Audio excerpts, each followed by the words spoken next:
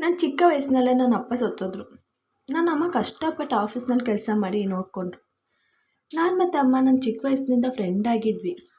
ನನ್ನ ಅಮ್ಮನ ಹತ್ರ ಎಲ್ಲ ಶೇರ್ ಮಾಡ್ಕೋತಿದ್ದೆ, ಫ್ರೆಂಡ್ ಥರ. ನನ್ನ ಅಮ್ಮ ತುಂಬ ಫ್ರೀಡಮಿಂದ ಬೆಳೆಸಿದ್ರು ಮತ್ತು ಒಬ್ಬಳೆ ಮಗಳಾಗ್ತಿದ್ದ ತುಂಬ ಮುದ್ದು. ಏನೇ ಕೇಳಿದ್ರು ಇಲ್ಲ ಅಂತ ಇರಲಿಲ್ಲ. ನಾನು ಸೆಕೆಂಡ್ ಇಯರ್ ಓದ್ತಾ ಇರಬೇಕಾದ್ರೆ ಒಬ್ಬ ಹುಡುಗನನ್ನು ಆ ಹದಿಹರೆಯದ ವಯಸ್ಸಿನಲ್ಲಿ ಕಿಸ್ ಮಾಡಿದ್ದೆ. ಅದು ಅಮ್ಮ ಬೈತಾರೆ ಅಂತ ಗೊತ್ತಿದ್ದರೂ ನಾನು ಅಮ್ಮನ ಹತ್ರ ಶೇರ್ ಮಾಡ್ಕೊಂಡಿದ್ದೆ. ಅಮ್ಮ ತುಂಬ ಬೈದರು ಮತ್ತು ಬುದ್ಧಿನೂ ಹೇಳಿದ್ರು. ಮತ್ತು ನಾನು ಡಿಗ್ರಿ ಓದ್ತಾ ಇದ್ದೆ. ಆಗ ಎಲ್ಲರೂ ನನ್ನ ಫ್ರೆಂಡ್ಸ್ಗೆ ಗೋವಾಗೆ ಹೋಗಲು ಪ್ಲ್ಯಾನ್ ಮಾಡಿದರು. ನನಗೂ ಅವ್ರ ಜೊತೆ ಹೋಗಬೇಕು ಅಂದ್ಕೊಂಡಿದ್ದೆ. ಆದರೆ ಅಮ್ಮ ಆ ಥರ ಹೋಗಬೇಡ, ಅದು ಅಷ್ಟು ದೂರ ಅಂತ ಹೇಳಿ ನಿರಾಕರಿಸಿದರು. ನಾನು ಒಪ್ಪದಿದ್ದಕ್ಕೆ ಮಾತ್ರ ಬಾಟಲ್ ತೆಗೆದು ನೀನು ಒಪ್ಪಲಿಲ್ಲ ಅಂದರೆ ನಾನು ಇದೆಲ್ಲ ತಿಂದು ಸಾಯ್ತೀನಿ ಅಂತ ಹೇಳಿ ಬ್ಲ್ಯಾಕ್ ಮೇಲ್ ಮಾಡಿದೆ. ಆಗ ಅಮ್ಮ ಒಪ್ಕೊಂಡ್ರು, ಹಾಗೆ ಕಳಿಸಿದ್ರು. ಆದರೆ ಅಲ್ಲಿ ನನ್ನ ಫ್ರೆಂಡ್ ನನ್ನ ಜೊತೆ ಹಾಗೆ ಮಾಡ್ತಾನಂತ ಅಂದ್ಕೊಂಡೇ ಇರಲಿಲ್ಲ. ನಾನು ಇದನ್ನು ಅಮ್ಮನ ಹತ್ರ ಹೇಳಿದ್ದೆ. ಅಮ್ಮ ಗೊತ್ತಾಗಿ ಚೆನ್ನಾಗಿ ಬೈದರು. ಮತ್ತು ಅಮ್ಮನೇ ಎಲ್ಲ ಯಾರಿಗೂ ಗೊತ್ತಾಗದೇ ಇರೋ ಹಾಗೆ ಸರಿ ಮಾಡಿದ್ರು. ಹಾಗೆ ನನ್ನ ಓದಿಸ್ಬೇಕು ಅಂತ ಅಮ್ಮನಿಗೆ ತುಂಬ ಆಸೆ ಇತ್ತು. ಅದಕ್ಕೆ ಅಮ್ಮ ಆ ಕಾಲೇಜಿನಿಂದ ತೆಗೆದು ಬೇರೆ ಕಾಲೇಜ್ಗೆ ಹಾಕಿದ್ರು. ಅಲ್ಲಿ ನನಗೆ ಮಂಜುನಾಥ್ ಅನ್ನೋ ಹುಡುಗ ಫ್ರೆಂಡ್ ಆಗಿದ್ದ. ತುಂಬ ಒಳ್ಳೆ ಹುಡುಗ ಆಗಿದ್ದ. ನಾನು ಅವನ ಜೊತೆನೇ ಹೆಚ್ಚಾಗಿರ್ತಿದ್ದೆ. ಹೀಗೆ ಆಗ್ತಾ ಆಗ್ತಾ ನಾವು ಪ್ರೀತಿ ಮಾಡಲು ಸ್ಟಾರ್ಟ್ ಮಾಡಿದ್ವಿ. ಆದರೆ ಇಬ್ಬರ ಮನಸ್ಸಲ್ಲಿ ಮಾತ್ರ ಇತ್ತು. ನಾನು ಒಂದು ಸಲ ಅವನಿಗೆ ಪ್ರಪೋಸ್ ಮಾಡಿದೆ. ಅವನು ತುಂಬ ಖುಷಿಯಿಂದ ಒಪ್ಕೊಂಡ. ಹಾಗೆ ನಮ್ಮ ಡೇಟಿಂಗ್ ಮತ್ತೆ ಅಲ್ಲಿ ಇಲ್ಲಿ ಸುತ್ತಾಡೋದು ಸ್ಟಾರ್ಟ್ ಆಯಿತು. ಇದನ್ನು ಅಮ್ಮನಿಗೆ ಹೇಳಿದ್ದೆ. ಆದರೆ ಅಮ್ಮ ಒಂದೇ ನಿರ್ಧಾರದಲ್ಲಿದ್ದರು, ಬೇಡ ಈ ಮದುವೆ ಅಂತ. ಮಂಜು ನಿಮ್ಮ ಅಮ್ಮ ಒಪ್ಕೋ ತನಕ ನಾವು ಮದುವೆ ಆಗೋದು ಬೇಡ ಅಂತ ಹೇಳಿದ್ದ. ನಾನು ಅಮ್ಮನಿಗೆ ಇಷ್ಟ ಇಲ್ಲದ ಮೇಲೆ ಹೇಗೆ ಅಂತ ಅಂದ್ಕೊಂಡಿದ್ದೆ. ಮಂಜು ಮತ್ತು ಅವನ ತಮ್ಮ ಇಲ್ಲೇ ಬೆಂಗಳೂರಲ್ಲಿ ಸೆಟ್ಲಾಗಿದ್ದರು. ಅವರ ಅಪ್ಪ ಅಮ್ಮ ಹಳ್ಳಿ ಕಡೆ ಇದ್ದದ್ದು. ಅವ್ರು ಅಲ್ಲಿಗೆ ಯಾವಾಗಾದರೂ ಒಂದೊಂದು ಸಲ ಹೋಗ್ತಾಯಿದ್ರು. ನಮ್ಮ ಓದು ಮುಗಿದಿತ್ತು. ಮಂಜು ಅಲ್ಲೇ ಓದಿನ ಜೊತೆಗೆ ಜಾಬ್ ಮಾಡ್ತಾ ಇದ್ದ. ಹಾಗೆ ಅದೇ ಆಫೀಸ್ನಲ್ಲಿ ಇನ್ನೂ ಒಳ್ಳೆ ಪೋಸ್ಟರಲ್ಲಿ ಕೆಲಸ ಸಿಕ್ಕಿತ್ತು. ನಾನು ಅಮ್ಮನನ್ನು ಹೇಗಾದರೂ ಒಪ್ಪಿಸ್ಬೇಕಲ್ಲ ಅಂತ ಅಂದ್ಕೊಂಡಿದ್ದೆ. ಒಂದಿನ ಅಮ್ಮ ಬಂದು ನನಗೆ ನಿಮ್ಮ ಸಂಬಂಧದ ಬಗ್ಗೆ ಏನು ಅಭ್ಯಂತರ ಇಲ್ಲ, ಮದುವೆ ಮಾಡ್ಕೊಳ್ಳಿ ಅಂತ ಹೇಳಿದ್ರು. ನನಗೆ ತುಂಬ ಶಾಕ್ ಮತ್ತು ತುಂಬ ಖುಷಿಯಾಯಿತು. ಹೇಗೋ ಒಪ್ಕೊಂಡ್ರಲ್ಲ ಅಂತ. ಹಾಗೆ ಎಲ್ಲ ಅದ್ದೂರಿಯಾಗಿ ಮದುವೆ ತಯಾರಿ ಎಲ್ಲ ಆಯಿತು. ಅದ್ದೂರಿಯಾಗಿ ಮದುವೆ ಆಯಿತು. ಮದುವೆಯಾಗಿ ನನ್ನ ಗಂಡನ ಜೊತೆ ತುಂಬ ಚೆನ್ನಾಗಿದ್ದೆ. 1 ತಿಂಗಳಾದಮೇಲೆ ನನ್ನ ಗಂಡನ ತಮ್ಮ ಶಶಾಂಕ್ನ ನಾನು ಮದುವೆ ಆಗ್ತಿದ್ದೀನಿ ಅಂತ ಹೇಳ್ದ. ನಾನು ಓ ಹೌದಾ, ಯಾರು ಹುಡುಗಿ ಅಂದೆ. ಆಗ ನಾನು ಪ್ರೀತಿ ಮಾಡಿದ ಹುಡುಗಿ ಅದು ಯಾರೂ ಅಲ್ಲ, ನಿಮ್ಮ ಅಮ್ಮ ಅಂತ ಹೇಳಿದಾಗ ನನಗೆ ತಲೆ ಮೇಲೆ ಆಕಾಶ ಬಿದ್ದ ಹಾಗೆ ಆಯಿತು. ಏನು ಹೇಳ್ತಾ ಇದ್ದೀಯಾ? ಅದು ನನ್ನ ಅಮ್ಮನ ಜೊತೆ.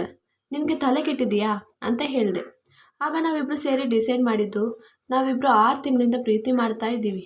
ನಾನು ಮದುವೆ ಆದರೆ ಅವ್ರ ಜೊತೆನೂ ಆಗೋದು. ಅದಕ್ಕೆ ನನ್ನ ಅಮ್ಮ ಒಪ್ಕೋಬೇಕಲ್ಲ ಅಂತ ಹೇಳಿದೆ.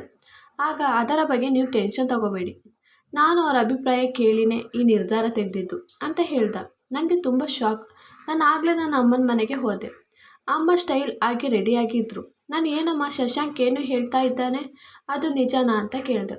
ಆಗ ಹಾಂ, ಅದು ನಾನು ನಿಮ್ಮ ವಿಷಯ ಗೊತ್ತಾಗೋ ಮುಂಚೆನೇ ನಾನು ಶಶಾಂಕ್ ಒಂದು ಪಾರ್ಟಿಯಲ್ಲಿ ಮೀಟ್ ಮಾಡಿದ್ವಿ. ಹೀಗೆ ಮಾತಾಡ್ತಾ ಅವನು ನನಗೆ ಒಳ್ಳೆಯವನು ಅನಿಸ್ತು. ನಾನು ಅವನ ನಂಬರ್ ಪಾಸ್ ಮಾಡ್ಕೊಂಡಿದ್ವಿ. ಹಾಗೆ ಆಗ್ಲಿಂದ ಮೀಟ್ ಆಗೋದು, ನಮ್ಮ ಫೀಲಿಂಗ್ ಆಗಲಿ ಏನೇ ವಿಷಯ ಆಗಲಿ ಶೇರ್ ಮಾಡ್ಕೊತಿದ್ವಿ. ನನಗೆ ಅವನ ಜೊತೆ ಎಲ್ಲ ಶೇರ್ ಮಾಡಿಕೊಂಡು ನನ್ನ ಫೀಲಿಂಗ್ ಎಲ್ಲ ಸರಿ ಆಗ್ತಾ ಇತ್ತು. ಅವನು ನನ್ನ ಹತ್ರ ಅದೇ ರೀತಿ ಫೀಲ್ ಮಾಡ್ತಾ ಇದ್ದ. ಅದರ ಮಧ್ಯದಲ್ಲಿ ನಿಮ್ಮ ಬಗ್ಗೆ ಬಂತು. ನಾನು ಹುಡುಗನ ಬಗ್ಗೆ ಗೊತ್ತು ಮಾಡಬೇಕಾದ್ರೆ ಗೊತ್ತಾಯಿತು ಅದು ಬೇರೆ ಯಾರೂ ಅಲ್ಲ, ಶಶಾಂಕ್ ಅಣ್ಣ ಅಂತ. ಅವನು ನನ್ನ ಅಣ್ಣ ತುಂಬ ಒಳ್ಳೆಯವನು, ಮದುವೆ ಮಾಡಿಸಿ ಅಂತ ಹೇಳಿದಾಗ ನಾನು ನಿಮಗೆ ಒಪ್ಪಿಗೆ ಕೊಟ್ಟೆ. ಹಾಗೆ ಮದುವೆ ಮಾಡಿಸ್ದೆ. ನಾನಿಲ್ಲಿ ಒಬ್ಬಳೆ. ನನಗೂ ಇನ್ನೊಬ್ಬರ ಆಸರೆ ಬೇಕಿತ್ತು. ನನ್ನದು ಅನ್ನೋ ಒಂದು ಜೀವ ಬೇಕಿತ್ತು.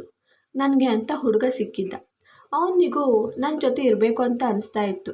ಹಾಗೆ ನಾವು ಮದುವೆಗೆ ನಿರ್ಧಾರ ತಗೊಂಡ್ವಿ. ನಾನೇ ಹೇಳಿದ್ದು ಅವನಿಗೆ ನಿಮ್ಮ ಜೊತೆ ಶೇರ್ ಮಾಡೋದು ಈ ವಿಷಯ ಅಂತ ಹೇಳಿದಾಗ ನನಗೆ ನನ್ನ ಅಮ್ಮನ ಮೇಲೆ ಅಸಹ್ಯ ಅನಿಸ್ತು. ಒಂದು ಕೆನ್ನೆಗೆ ನಾನೇ ಹೊಡೆದೆ. ಮತ್ತು ಅಮ್ಮ, ನಿನಗೆ ನಾಚಿಕೆ ಆಗಲಿಲ್ವಾ? ಅದು ನಿನ್ನ ಮಗಳು ಏಜ್ ಹುಡುಗನ ಜೊತೆ, ಅದು ನಿನ್ನ ಮಗನ ಥರ.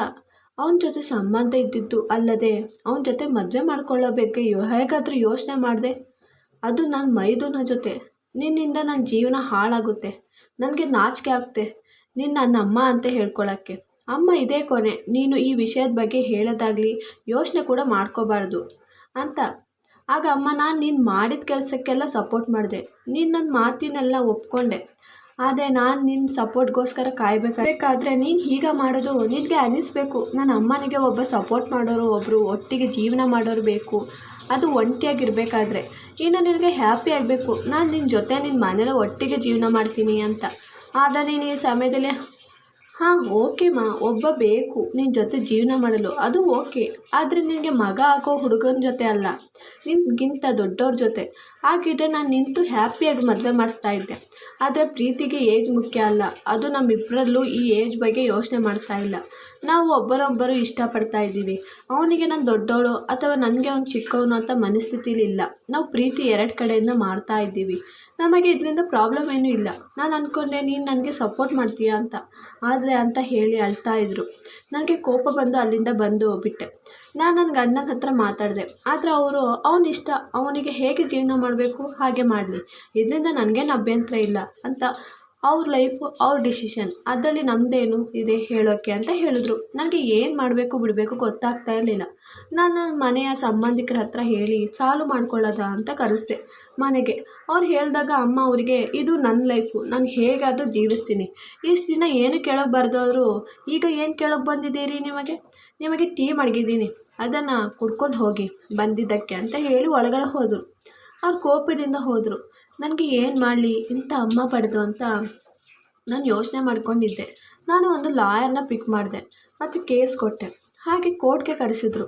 ನನಗೆ ನನ್ನ ಅಮ್ಮನ ಬಗ್ಗೆ ಎಲ್ಲರ ಮುಂದೆ ಹೇಳಲು ನಾಚಿಕೆ ಆಗ್ತಾಯಿತ್ತು. ಆದರೆ ಹೇಳಿದೆ, ಇರೋದಕ್ಕಾಗಲ್ಲ ಅಂತ.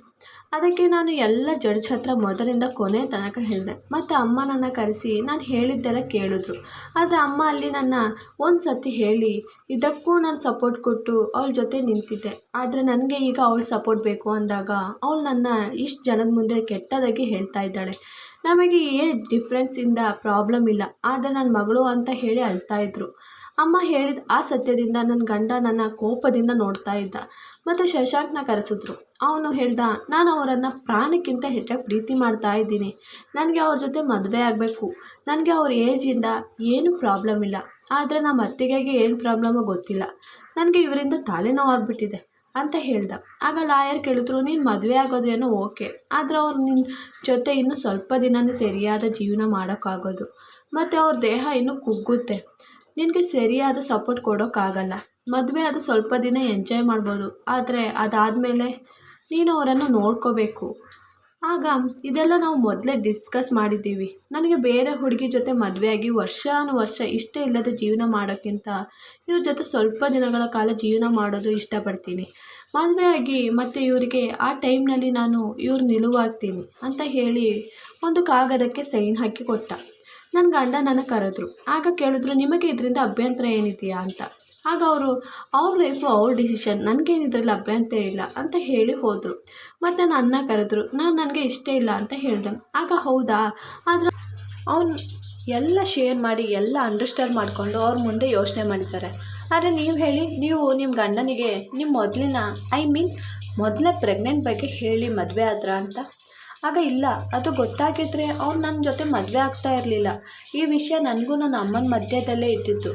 ಅಮ್ಮ ನನಗೆ ಆ ಸಪೋರ್ಟ್ ಮಾಡಿ ಆ ಮಗುನ ತೆಗೆಸಿದ್ರು. ಆದರೆ ಈಗ ಎಲ್ಲರ ಮುಂದೆ ಹೇಳಿದ್ದಾರೆ ಅಂತ ಗಂಡನ ಮುಖ ನೋಡಿದೆ. ಆಗ ನನ್ನ ಗಂಡ ಕೋಪದಿಂದ ಹೊರಟೋದ. ನಿಮ್ಮ ಕಷ್ಟದ ಕಾಲದಲ್ಲಿ ನಿಮ್ಮ ಅಮ್ಮನಿಗೆ ನೀವು ತಪ್ಪು ಮಾಡಿದ್ದೀರಾ ಅಂತ ಗೊತ್ತಿದ್ದು ನಿಮಗೆ ಸಪೋರ್ಟ್ ಮಾಡಿ ಅವ್ರು ಒಳಗೆ ಮಡಗಿದ್ರು. ಆದರೆ ನಿಮ್ಮ ಅಮ್ಮನಿಗೆ ನಿಮ್ಮ ಸಪೋರ್ಟ್ ಬೇಕಾದಾಗ ನೀವು ಹೀಗೆ ಎಲ್ಲರ ಮುಂದೆ ತಂದು ಅವ್ರ ಅವಮಾನ ಮಾಡ್ತಾ ಇದ್ದೀರಿ. ಇದರಲ್ಲಿ ಅವರಿಬ್ಬರಿಗೂ ಏನು ಅಭ್ಯಂತರ ಇಲ್ಲ. ಅವ್ರ ಮಧ್ಯೆ ಮಾಡ್ಕೊಳ್ಳಿ ಬಿಡಿ. ಅವ್ರ ಲೈಫ್ ಜೀವಿಸೋಕ್ಕೆ ಅವ್ರಿಗೆ ಅಧಿಕಾರ ಇದೆ. ನಿಮಗೆ ಹ್ಯಾಪಿ ಆಗಬೇಕು. ಇನ್ಮೇಲೆ ನನ್ನ ಅಮ್ಮ ನನ್ನ ಜೊತೆ ಇರ್ತಾರೆ ನನ್ನ ಮನೇಲಿ ಅಂತ. ಆದರೆ ನೀವು ಅಂತ ಹೇಳಿದ್ರು ಮತ್ತು ನನ್ನ ಕಳಿಸಿದ್ರು. ಅಲ್ಲೇ ಅಮ್ಮ ಮತ್ತು ಶಶಾಂಕ್ದು ಕೋರ್ಟ್ ಮ್ಯಾರೇಜ್ ಆಯಿತು. ಆದರೆ ಮಂಚ ಕೋಪದಿಂದ ನಿನ್ನ ಜೊತೆ ಮೊದಲಿಂದಾನೇ ಸುಳ್ಳಿನಿಂದ ಜೀವನ ಮಾಡ್ತಾ ಇದ್ದೀನಿ. ಆಗ ನೀನು ನನ್ನ ಅಂತ ಹೇಳಿಲ್ಲ ಅಂದೆ. ಅದು ಸೆಕೆಂಡ್ರಿ, ನಾನು ಒಪ್ಪೋದು ಬಿಡೋದು. ಆದರೆ ನಿನಗೆ ಮೊದಲೇ ನನ್ನ ಹತ್ರ ಹೇಳ್ಬೋದಿತ್ತು. ಆದರೆ ನೀನು ಆವತ್ತಿನಿಂದ ನನ್ನ ಜೊತೆ ನನ್ನ ಗಂಡ ಮಾತಾಡ್ತಿಲ್ಲ. ನಾನು ಏನೋ ಸಾಲ್ವ್ ಮಾಡೋಕ್ಕೆ ಹೋದೆ, ಆದರೆ ನನ್ನ ಜೀವನ ಈಗ ಮಧ್ಯದಲ್ಲಿ ನಿಂತು ಹೋಗಿದೆ. ನನ್ನ ಅಮ್ಮ ಮತ್ತು ನನ್ನ ಮೈದುನ ಚೆನ್ನಾಗಿ ಜೀವನ ಮಾಡ್ತಾಯಿದ್ದಾರೆ. ಆದರೆ ನನ್ನ ಜೀವನ ಯಾವಾಗ ಸರಿಯಾಗುತ್ತೆ ಅಂತ ಕಾಯ್ತಾ ಇದ್ದೀನಿ. ಈ ವಿಡಿಯೋ ಇಷ್ಟವಾದಲ್ಲಿ ಪ್ಲೀಸ್ ಲೈಕ್ ಆ್ಯಂಡ್ ಸಬ್ಸ್ಕ್ರೈಬ್ ಮಾಡಿ.